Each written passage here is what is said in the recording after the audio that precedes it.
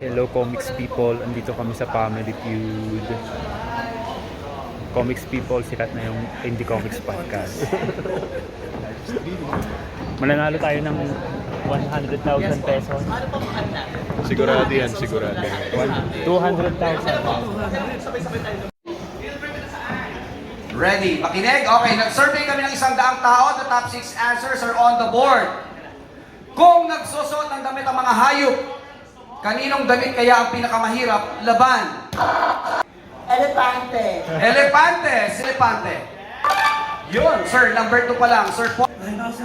Rhinoceros. Sige, nasa survey po ba ang rhinoceros? Wala. So pag ganyan, cut, pass or play? Play!